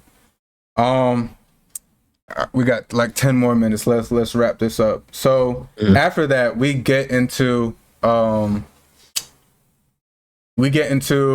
Harold. Harold's on sea. He's actually on the coast of Anishi in the New World. A new island, by the way. Yeah, a new island we haven't heard yet. And he seems to be talking to, I don't think it's confirmed on who this specifically is, right? There's some sort of world. I believe it's a world government agent. Yeah, it's some sort of world government agent. They're in a bit of like the world government kind of cloak attire and all that. And pretty much Harold's telling them to let these people go, let these people live. They sent this agent of the world government and whoever he's with seem to have these people captured, and they're pretty much about to just get rid of them. The world government agent is telling Harold that you have no business.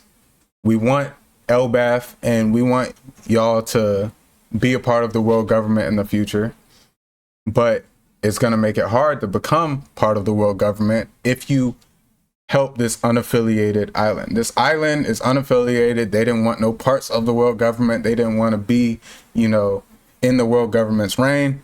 Obviously, we've learned the world government is evil. They look at that as a sign of treason, whatever you want to call it, against them. So they feel like they can do whatever they need to punish. Harold is a good dude. Harold's looking at it. He's like, hey, these are the people who helped us when we were starving and suffering from famine. You're not gonna do this and just harm these people and hurt these people when they're our friends. You know, they didn't ask for nothing in return, and they looked and helped us without question. So he's pretty much like, hey, you're either the world government agent is like, you're either with us or against us. Harold wants to join the world government. He wants to make change from the inside, and he believes that Elbaf having a role in the world government is important for his country and important for the future of the world. He wholeheartedly believes that. The world government's like, you're either with us or against us. If you're with us, leave this situation alone. Let us do what we want. These people are insects. These people are beneath us. Let us handle them how we see fit. Harold's not saying that. Harold jumps on, similar to how we seen Dory and Bragi do earlier in this episode. He jumps on and he starts attacking. Boom. We switch to Ida's bar in Elbaf. And, of course, guess who's there? Rox. And who is he talking to? Batman Harold. Of course, he's trying to get him to join the crew once again. Hey, what are you surprised with, Harold? Like, I told you, the world government, they're not cool. They're not going to rock with you. They see you as a threat. They're going to treat you as one. They're scum. They're real scum. Let's fight against them. Join me. Let's fight against them. Harold's like, no, I'm not, I can't do that. We are going to join the world government. Like, if that's the last thing I do. He comes to reveal that they've already been sending some giants to join the Marines and help out with the cause. And we get a little bit of Ida in it. Ida being Ida.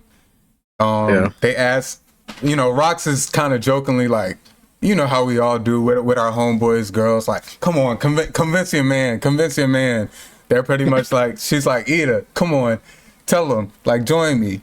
And she's like, oh, if he was my son, I'd tell him to choose his friends wisely. Like, come on, Ida, like, such a mom. But we gotta love her for that, because definitely we in One Piece, we definitely have seen our fair share of bad parents, and Ida plays that role through and through. Like, to the end, she's gonna be a mom, she's gonna be caring, she's gonna be that sweetheart no matter what.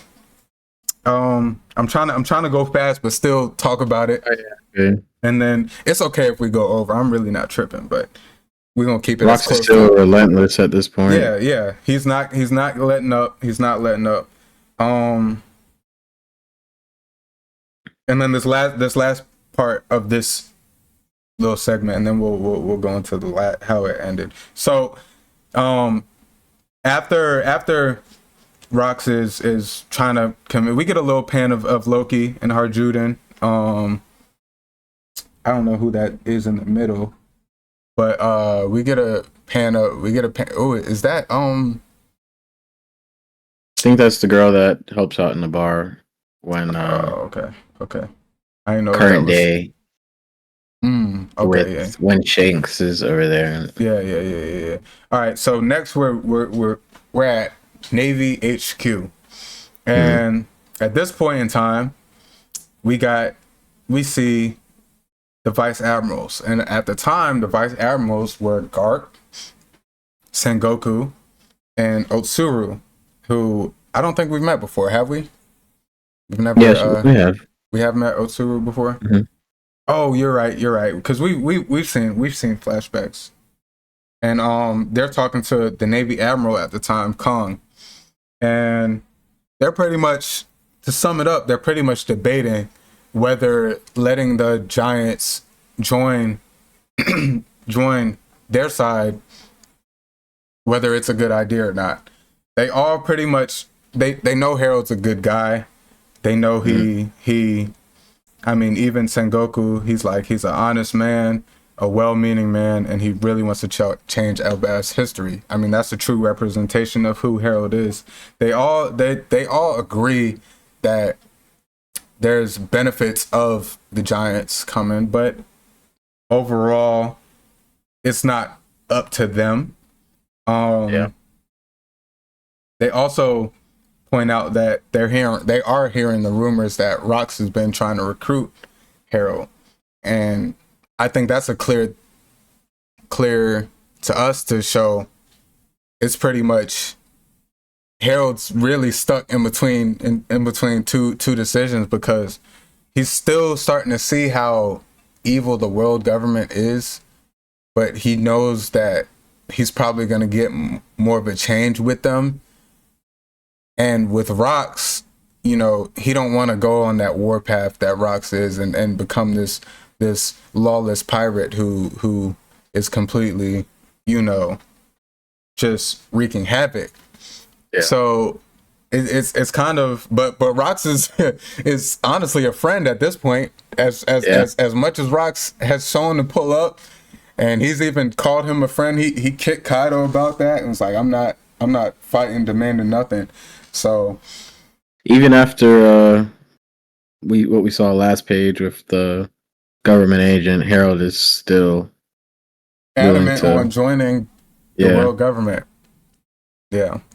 So I just think these past few pages are just showing how important Elbaf is in this grand scheme of, like, it really tips the power. Like Emo said. Like Emo said, yeah.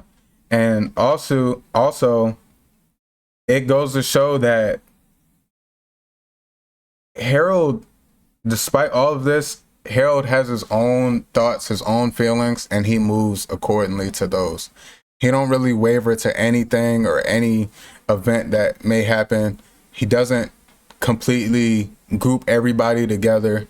I mean, you see he's had a good impression on Garp, Sengoku, really the admirals. He's kind of had a good impression on them. They all seem to, like, from their conversation, they all seem to think pretty highly of him. And so obviously he knows there's some good in the world government and all that, despite seeing all the negative things. And Rox kind of showing him, I mean, he went to Marijua, got kicked out, got treated like an exile. Now when he's confronting this agent about the unaffiliated islands, he still adamantly wants to join the world government as a whole for Elbaf. So I think that's interesting. And getting into this final... Oh, yep. Just to throw in there that Garp and Sengoku have both met Harold before. Mm-hmm. Yep. Yeah, he's pretty familiar with all of them at this point. So it also shows Harold's been, though he hasn't been actively at Elbaf a lot, he's been doing a lot trying to push and expand their reach, expand their alliances with people, and really, he's a good king. He's really trying to find better solutions on how he could improve Elbaf as a whole. Even the idea of him trying to move away from this warrior race and become a little bit more than that, it shows that he cared as a whole for his people. He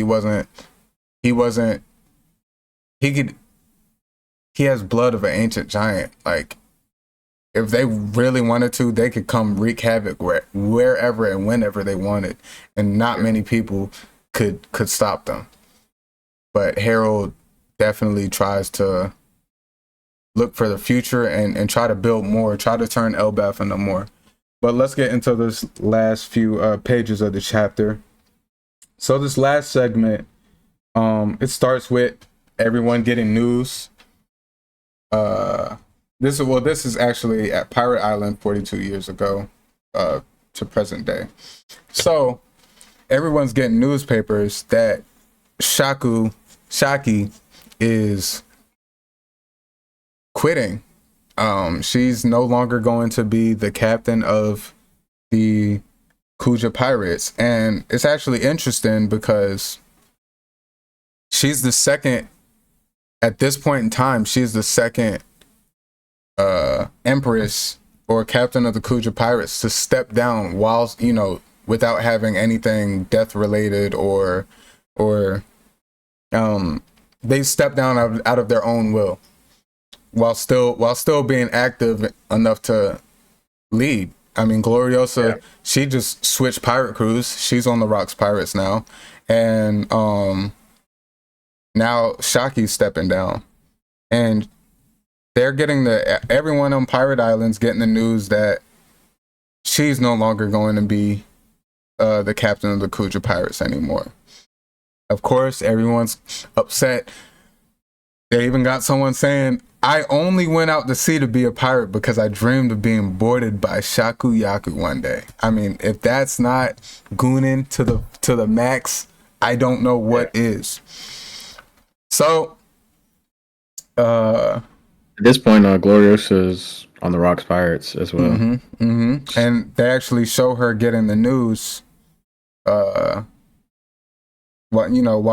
with the Rocks Pirates, that Shaku Yaku was quitting, and they were speculating whether it could be, you know, the love sickness or whatnot.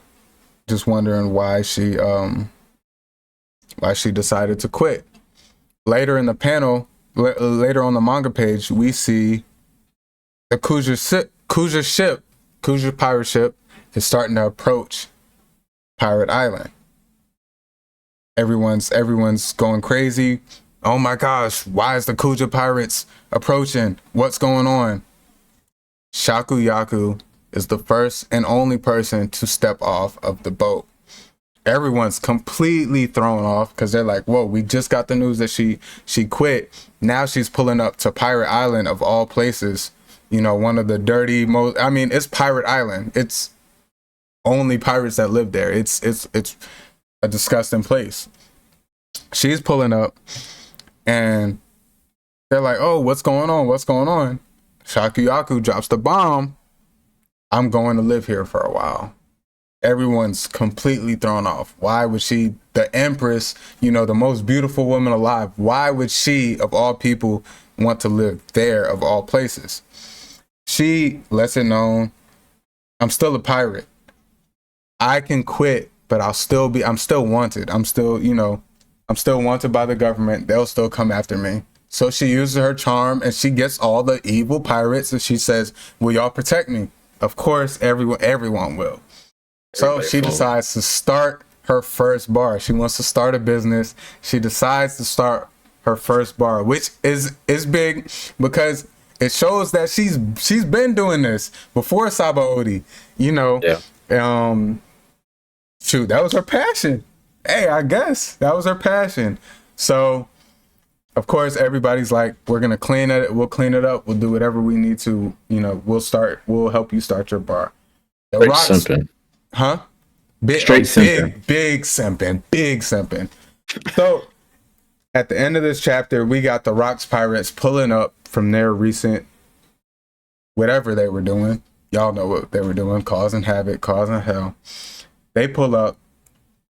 Of course, they're like, what's going on here? What's all the ruckus? They find out that Shaki is opening a bar. Now, remember what we said. So we saw Roger go crazy over Shaki. We seen him head over heels, eyes popping out the socket for Shaki. Top dog in the verse. Then they come with this chapter, beginning of the chapter, to tell us that though Roger was him, this point in time, Rocks was the big name. Top dog, big evil boss, Rocks. Going in for Shaki, man. Going in. Talking about some, there's an angel among us. Nah, he like, that goes to show her beauty was like, and the one person who played it cool ended up bagging. But hey, even the top of the top, Rocks himself, Rocks Dizabek, is going in over Shaki, going crazy. So he's all for it. The fact that she's deciding to live on his island ultimately, he's super excited. Then that's when they decide to flip the switch on us at the end of this chapter. They show us in the Hall of Power in Marijua where the 5 Gurusei are. They are talking to someone, giving them word to tell Harold. And I'm going to read this word for word so I don't portray it wrong. If you warriors on Elbaf meet the following requirement, you will be allowed to join the world government. Now, this is the only thing Harold really cares about. And in order to join the world government, they are told they need to kill rocks. To be continued. That's where the chapter ends. And that was some heat. I did not see that coming. I'm not gonna lie, I didn't see it coming. I want to hear your thoughts on it and how you felt about that chapter as a whole. I gave my summary, so I'm not really gonna yap too much. I'll piggyback on anything that you got to say, but what's your review on that? Very eventful chapter. We got the reveal of, in the first section, the white beard that he had his fruit already. That's a big reveal. We've been waiting for that to come out. Yeah. And we get to see his power in action. That panel was pretty sick. I can't lie. Right. A potential rat in the crew in the Rocks Pirates. That's big as well. Real quick on that. We say it's potential, but I kind of want to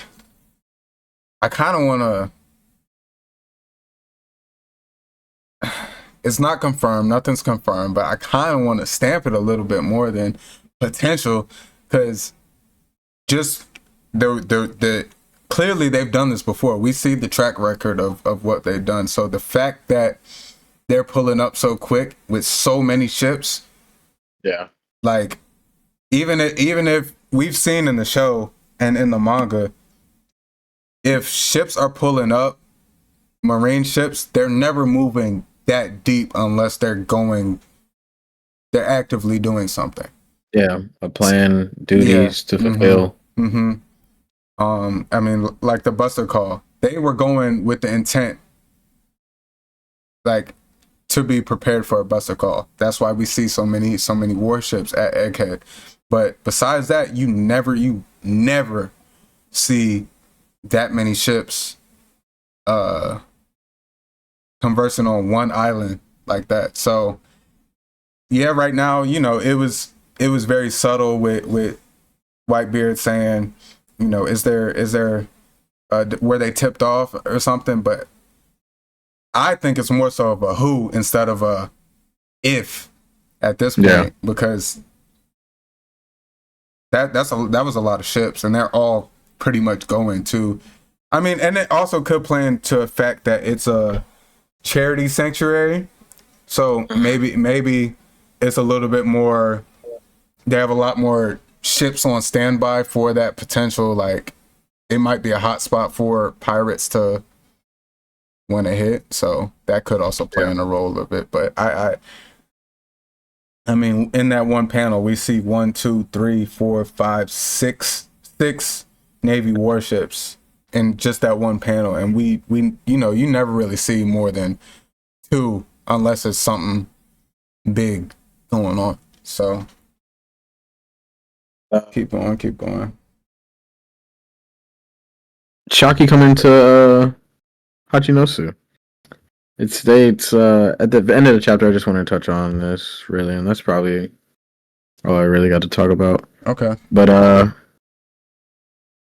it says the narrator quotes, in the time she would become an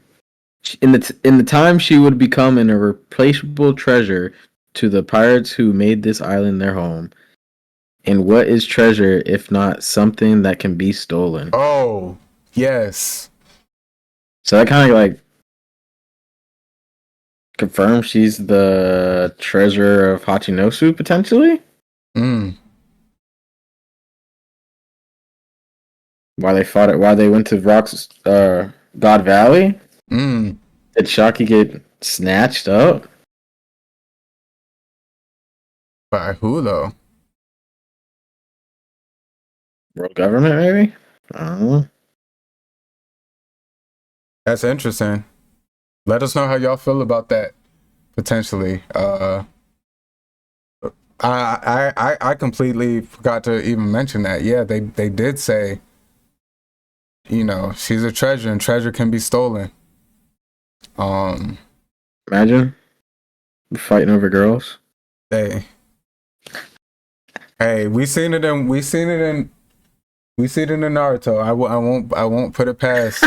I want to put it past. Obito started a whole war because over a shorty. So I won't put it past people. Hey, Oda's real good at showing, translating it to human nature. We do know, men as a whole, they tend to crash out over shorties. But hey, that's something to think about. Any other points you got to wrap up this manga chapter? That's really all I wanted to tap on. That was the biggest plot point for me today. I mean, my biggest plot point. What do y'all think Harold's gonna do? Do you think? Because we don't know. We don't officially know how Rox died. We know. We got a little sneak peek on how Harold died. We don't know the situation or circumstance behind his death, but we do kind of know how he died. And the past few chapters, Oda's went a great length to kind of set in stone that they have a bit of a friendship, Rox and Harold, despite, you know, them not seeing eye to eye. Yeah. I think they truly see each other as friends. I mean, I think Rox looks at him as a closer friend than 98% of his crew, you know, to an extent. So I like the fact that the plot's getting juicy now. Yeah. You know, Harold, you want this so bad, and it parallels to where we're at in the anime. The world government, they see Kuma, Kuma wants something so bad. Okay, I got you, but do this for us. Yeah. World government, same way. Harold, oh, you want this so bad? You want to be a world government? Sure. You want to save Bonnie? Sure, I got you. Let me help. Just do this for us. And take out our biggest threat. Yeah, take out our biggest threat, who happened to be possibly your best human friend. Yeah. Do what you got to do. The choice is yours. Puma. Yeah, save your daughter, who that's all you care about. Save your daughter, but completely give up your will and your body and just become a weapon for us. No big deal. You won't remember anything or nothing. Just do that for us. We'll look out for you. Like, y'all see? Come on now. It's a parallel. It's going to show. But hey, what do y'all think? Do y'all think, obviously it's going to be a lot of confliction within Harold. What do y'all think he does? Do y'all think he puts Elbath first and turns his back on a friend?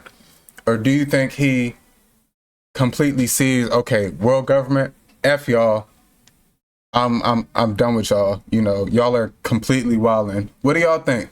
Y'all let us know in the write a review. Let us know down in the comments below. Let us know how y'all felt about the episode. Yeah. And any final points? No, that's really all I had to really. All right, cool. And that's a great episode. Yeah, definitely. I'd say in a Yonko level manga chapter. Oh yeah, this week. Oh yeah, definitely Yonko level manga chapter for sure. I can agree with that. So with that being said, that's gonna wrap up our third episode of the Poneglyph Pod. I want to thank each and every one of y'all for listening, especially if you made it thus far. If you're on Apple Music, Spotify, Podcast, make sure y'all, I said Apple Music, Apple Podcasts, Spotify. Y'all let us know. Leave a review. Let us know how y'all felt about the episode and as the podcast as a whole. Make sure to leave us a 5-star rating as well. That helps us get on the feeds of other like-minded fans who might not know about us. Thank you. For sure. Make sure y'all smash that like button if y'all are on YouTube. And I suggest everyone, y'all go subscribe to the YouTube channel. We're going to have other videos as well that are One Piece related that we're going to keep, podcast talk style, but might be a little bit shorter videos and some fun stuff just to add on the spice things up, spice up the podcast channel too. So I suggest everyone go over there and subscribe to us on YouTube so y'all don't miss a drop. We're going to start going live. We're going to try to go live either 5 o'clock or 6 o'clock Eastern time every Sunday from here on out. So definitely, if y'all want to tap into these episodes live and have a little bit more of an interactive section, we're definitely going to incorporate y'all's chat as well into the podcast. So make sure y'all are here for that. And go follow us on all platforms: TikTok, Instagram, YouTube, Poneglyph Pod, PNG Pod. Y'all can find us on all platforms as well. I appreciate y'all, and we love y'all so much. We had a great episode. Reacted to episode 1140 of One Piece, got into the chapter 1157, I believe it was, and talked a little bit more about the broader side of the show. Let us know y'all thoughts, and we will catch y'all next week. Until then, it's your boy Milky Way J, AKJ. I'm here with my brother, my co-host, the great Ja, and we will catch y'all on the next episode next week. Y'all be good. Love y'all. Stay safe. And we out. Take it easy.